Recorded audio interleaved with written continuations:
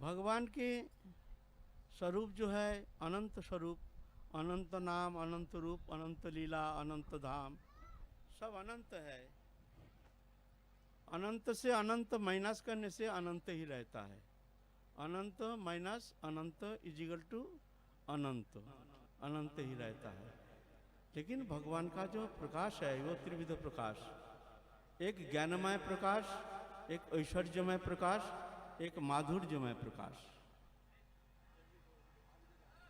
ज्ञानमय प्रकाश जो है वहाँ भगवान का नाम नहीं, रूप नहीं, गुण नहीं, लीला नहीं, कुछ नहीं। भगवान एक सत्ता मात्र, अवस्था मात्र, एक अखंड आनंदमय अवस्था मात्र, अनुभव वेद्य, ये अवर्णनीय भगवान वहाँ निर्विशेष प्रकाश, वहाँ भगवान का नाम रूप गुण रहित प्रकाश। और ऐश्वर्यमय भगवान का प्रकाश जो अनंत वैकुंठनाथ वैकुंठ में विराजमान है, वहाँ भगवान का खुदा नहीं, पिपासा नहीं, भगवान आत्माराम, आप्त काम पूर्ण काम ऐसे विराजमान है। जोगिंद्र मुनिंद्र आदि सब, सनक आदि सब ऋषिगण वहाँ स्तव स्तुति करते हैं, वो आनंद में निमग्न रहते हैं। वहाँ भगवान का कोई सेवा नहीं, वो ऐश्वर्य प्रधान, क्योंकि भगवान आत्माराम, आप्त काम पूर्ण काम, यह है भगवान का ऐश्वर्यमय प्रकाश। और एक है माधुर्यमय प्रकाश, जहाँ भगवान एक साधारण मनुष्य चित लीला प्रकटन करते हैं। भक्त के साथ भगवान भूल जाते हैं जो मैं भगवान हूँ। भगवान अपने भगवत्व को भूल करके भक्त के साथ आनंद सागर में निमग्न हो जाते हैं, लीला प्रकटन करते हैं। लीला में भगवान एक साधारण मनुष्य जैसे लीला प्रकटन करते हैं। नरो लीलावत कोई बल्लम। और भगवान के जो आनंददायिनी शक्ति है श्रीमती राधा रानी, आनंद का जो मूर्त प्रकाश, मूर्त विग्रह। और ये जो सखियां हैं ये राधा रानी की प्रकाश है, एक एक राधा रानी की प्रकाश स्वरूप अलग नहीं है। ये अष्ट प्रधाना सखी जो है, ललिता विशाखा चित्रा इंदुलेखा चंपकलता रंग देवी तुंग विद्या सुदेवी, भगवान आनंदमय धाम में नित्य काल के लिए यह सखियों के साथ विराजमान होकर के आनंद लीला वर्धन करते हैं।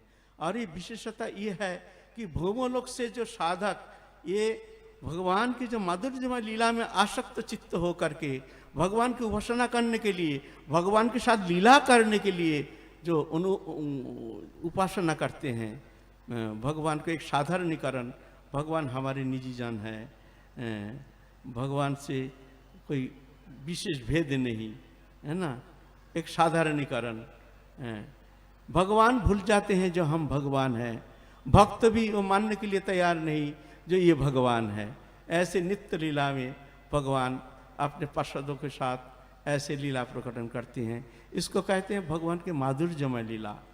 ये माधुर्यमय लीला जो प्रधान है वह है हमारे राधा रानी, देवी कृष्णमयी राधिका पर देवता, सर्व लक्ष्मीमयी सर्वकांति सन्मोहिनी परा, गौतमीय तंत्र में कहते हैं। ये प्रधान है राधा रानी की कृपा, वो लीला में प्रवेश करना, नित्य लीला में, कुंज लीला में, जहाँ राधा कृष्ण विराजमान रहते हैं, जहाँ अष्टियाँ उनके सेवा में तत्पर रहते हैं। ऐसे वहाँ ये साधन के द्वारा उनके कृपा बगैर वहाँ पहुँचना कदापि संभव नहीं है। ये कृपा सापेक्ष है, अनुभव वेद्य है, ये कृपा से ही संभव। एकमात्र शरणागति ही ये कृपा प्राप्ति करने का एकमात्र उपाय, जो कुछ नहीं चाहते हैं। कोई कहते हैं हम कैसे राधा रानी को प्राप्ति कर सकते हैं। राधा रानी को प्राप्ति करने का बोलते प्राप्ति तुम कर सकते हो, ये तुम्हारे हाथ में है। बोले हमारे हाथ में है, ये कैसे संभव। बोलते जब हम राधा रानी के चरण छोड़ के और कुछ नहीं चाहते हैं, दृश्यमान जागतिक वस्तु पदार्थ तो कोई भी सांसारिक, कोई भी भोग्य पदार्थ हो, देहोदैहिक वस्तु पदार्थ हो, कोई भी वस्तु उसको किंचित मात्र उसको सुख संपादन करने में समर्थ नहीं हो सकते हैं। ऐसे स्थिति जब आ जाएगी तब समझ लेना आप राधा रानी ज़्यादा दूर है नहीं, वो तुम्हारे निकट ही है। लेकिन हम राधा रानी को भी चाहते हैं और संसार सुख भी चाहते हैं, देहोदैहिक वस्तु पदार्थ भी चाहते हैं, चाहना ऐसा होने से होगा नहीं। एक निष्ठ एकमात्र राधा रानी को ही चाहते हैं। ऐसे तुम्हारे मनोवृत्ति जब होगी तब समझ लेना राधा रानी ज़्यादा दूर नहीं है, ठाकुर जी ज़्यादा दूर नहीं है। ये राधा रानी है, ये आनंददायिनी शक्ति, आह्लादिनी शक्ति, घनीभूत विग्रह। कृष्ण को जो आनंद वर्धन करते हैं, आनंद प्रदान करते हैं, जगत जीव को जो आनंद की छटा से उद्भाषित होकर के जगत जीव मोहित होकर के संसार चक्र में घूम रहे हैं, उनके आनंद की एक परछाइयां है। ये आनंद है नहीं। अनित्यम सुखम लोकमिमं प्राप्य भज समाम। अर्जुन, ये संसार अनित्य है, सुख शून्य है, लेकिन फिर भी एक आनंद की छाया, परछाइयां, ये संसार में वो परछाइयां से यहाँ मोहित होकर के संसार चक्र में घूम रहे हैं, इसको सत्य मान करके। लेकिन वो आनंद जो है दिव्याति दिव्यो, वो राधा रानी ही एकमात्र वो आनंद की एकमात्र आश्रय मूलीभूत विग्रह है। आह्लादिनी शक्ति, आनंददायिनी शक्ति श्रीमती राधा रानी। देवी कृष्णमयी, कृष्ण भीतर बाहर कृष्णमयी राधा रानी। राधिका परदेवता, परदेवता माने समस्त देवताओं के परे हैं। सर्व लक्ष्मीमयी, अनंत वैकुंठेश्वरी जो लक्ष्मी जी हैं, उनके अधिष्ठात्री देवी हैं राधा रानी। सर्व कांति, जितना सुंदरता है अनंत कोटि वैकुंठ में, अनंत कोटि विष्णुलोक में, दिव्याति दिव्य गोलोक धाम में जितना सौंदर्य है, सर्व कांति, वो सर्व कांति की अधिष्ठात्री देवी है श्रीमती राधा रानी। उनके कांति के छटा से सब उद्भाषित होते हैं। सर्व कांति, सर्व लक्ष्मी में सर्व कांति, सन्मोहिनी पड़ा, सबको सम्मोहन करने में समर्थ है। ऐसा कि भगवान कृष्ण जो है पूर्ण ब्रह्म सनातन,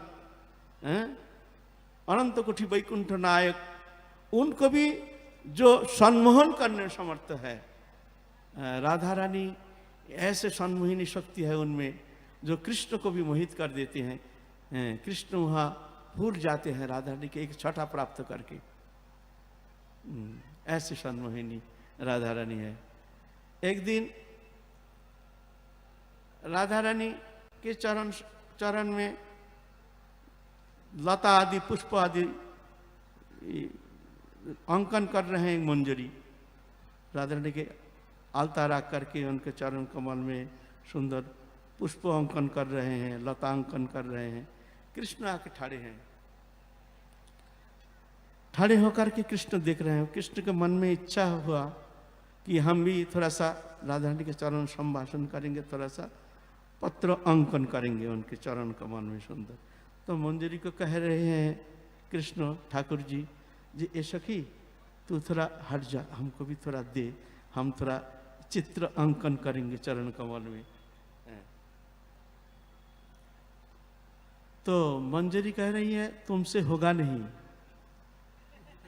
ये काम तुम्हारा नहीं, ये गोचरण नहीं है। गोचरण करना अलग काम है और ये अलग काम है, ये तुम्हारे बस में है नहीं। नहीं सखी तू थोड़ा सा कृपा कर हमारे ऊपर। एक मंजरी के पास जाकर के भगवान कृपा प्रार्थना करते हैं। ये मंजरी उपासना पद्धति ऐसे हैं जो हमारे गौरियों महाप्रभु के जो अवदान है, मंजरी स्वरूप निरूपण, मंजरी स्वरूप की उपासना पद्धति हैं। उनके पास जाकर के हाथ जोड़ते हैं, ये सखी थोड़ा करुणा कर, हमको थोड़ा सुयोग दे, हम भी थोड़ा सा चित्र अंकन करेंगे। तो मंजरी कहते हैं अच्छा ठीक है, देखो तो सही, देखो तुम कर सके तो करो। तो मंजरी हट गई और कृष्ण चरण कमल लेकर के जब पत्र अंकन करने गए तो वो भाव की छटा राधा ने अपने छटा प्रकाश कर रहे हैं। और उसमें राधा कृष्ण एकदम ठाकुर जी कंपित कलेवर हो रहे हैं, भाव में विभावित होकर के शुद्ध बोध खो रहे हैं। अब हस्त कमल ऐसे हिल रहे हैं। अभी चित्रांकन क्या करेंगे, वो तो भाव में ऐसे विभावित हो। सन्मोहिनी परा, इतनी सन्मोहिनी शक्ति राधा रानी में, वो शक्ति प्रकट किए हैं तो कृष्ण का समस्त शरीर कंपमान होना शुरू हो गया। भाव में विभावित चित्त होकर के हस्त कंपित होना शुरू हो गया। अब चित्रांकन क्या करेंगे, हाथ ऐसे हिल रहा है। तो मंजरी आकर के एक धक्का मार, चलो तुमसे, हम पहले कह दिया तुमसे होगा नहीं, तुम ये काम तुम्हारे काम नहीं, ये गोचरण नहीं है। ये शक्ति राधा रानी मंजरी को दे देते हैं, तब जाके वो राधा रानी के अंग संवाहन करने में, अंग सेवा करने में समर्था होते हैं। सर्वसन्मोहिनी परा, देवी कृष्णमयी राधिका पर देवता, सर्वलक्ष्मीमयी सर्वकांति सन्मोहिनी परा। तो ये हमारे मंजरी भाव उपासना पद्धति है। श्रीमतीर समा सबे देहभेद मात्र, एक प्राण एक आत्मा सबे राधा तंत्र। श्रीमती राधा रानी का ही एक एक छटा है ये मंजरी। एक प्राण, एक ही प्राण, एक आत्मा। तो आत्मा एक ही है, राधा रानी की आत्मा और जो मंजरी है ये अलग नहीं है, लेकिन राधा तंत्र है। राधा रानी जैसे चाहते हैं ऐसे ही वो उस तरह से लीला प्रकटन करते हैं। एक एक स्वरूप छटा, ये राधा रानी सन्मोहिनी शक्ति के द्वारा उनको उद्भाषित करते हैं, कृपा पुष्ट करते हैं, तब जाके राधा रानी का अंग सेवा करने में समर्थ होते हैं। नहीं तो कृष्ण भी वहाँ असमर्थ हो जाते हैं। ये उपासना। और ये जो प्रधाना है हमारे अष्टसखी ललिता विशाखा चित्रा इंद्र, ये राधा रानी का ही स्वरूप है, राधा रानी की कायब्य है, ये अचिंत है। ये चित्रा सखी जो बाबा बड़े प्रेम से सेवा करते हैं, देख करके हृदय गदगद हो जाता है। आहा कितना सुंदर भाव, भावपूर्ण सेवा। सेवा तो बहुत हम देखे हैं, लेकिन यहाँ बाबा के जो सेवा भावना हम देखे हैं, ये बहुत ही कदाचित देखने में आता है।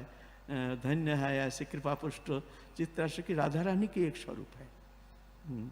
उनका ही मंगलमय अनुष्ठान में हम लोग भाग्यशाली हैं, आने का निमंत्रण प्राप्त करके धन्याति धन्य मान रहे हैं। क्या कहेंगे, हमारी वाणी के ही विश्राम दे रहे हैं। जय जय श्री राधे श्याम।